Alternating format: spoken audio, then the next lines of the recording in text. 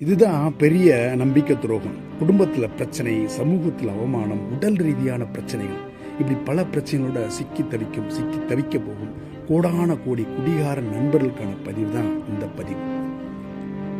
அடுத்த தடவை நீங்கள் இந்த ஆல்கஹாலில் சாராயப்பட்டில் கை வைக்கும்போது உங்கள் அம்மா அப்பா கூட நினச்சி பார்க்க வேணாம். ஏன்னா உங்கள் அம்மா அப்பாவுக்கு நீங்கள் தான் பிள்ளையாக வருவீங்கன்னு அவங்களுக்கு தெரியாது.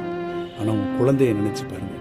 ஏன்னா உங்கள் குழந்தைக்கு தெரியும், இவன் தான் எனக்கு தகப்பன். ஏன்னா உங்களுக்குள்ளே இருக்கக்கூடிய கோடான கோடி மில்லியன் அந்த விந்தணுக்களில் ஒரு விந்தணு போட்டு உங்களை தேர்வு செய்து உங்கள் மேல் நம்பிக்கை வைத்து, இவன் எனக்கு சரியான தகப்பனாக இருப்பான், இந்த பூமியில் எனக்கான சரியான ஒரு அடிப்படை வாழ்க்கையை கொடுப்பான், ஒரு அடிப்படை கல்வியை கொடுப்பான், இந்த சமூகத்தில் எப்படி வாழ வேண்டும் என்ற ஒரு நல்ல விதத்தை கற்றுக் கொடுப்பான், இவன் நல்ல தகப்பனாக இருப்பான் என்ற ஒரு அளவு கடந்த நம்பிக்கையை உங்கள் மேலே வச்சு கோடான கோடி அணுக்களோட போட்டு உங்களை தேர்வு செய்து அந்த குழந்தை இந்த பூமிக்கு வருது. ஸோ நீங்கள் உங்கள் குழந்தையை தேர்வு செய்வதில்லை, உங்கள் குழந்தை தான் உங்களை தேர்வு செய்து அந்த நம்பிக்கையின் அடிப்படையில் அவ்வளவு நம்பிக்கையை வச்சு இந்த பூமிக்கு வரக்கூடிய அந்த குழந்தைக்கு ஒரு ஆணோ பெண்ணோ இவ்வளோ பெரிய நம்பிக்கை துரோகத்தை செய்யலாமா? குடி என்ற நம்பிக்கை துரோகத்தை செய்யலாமா?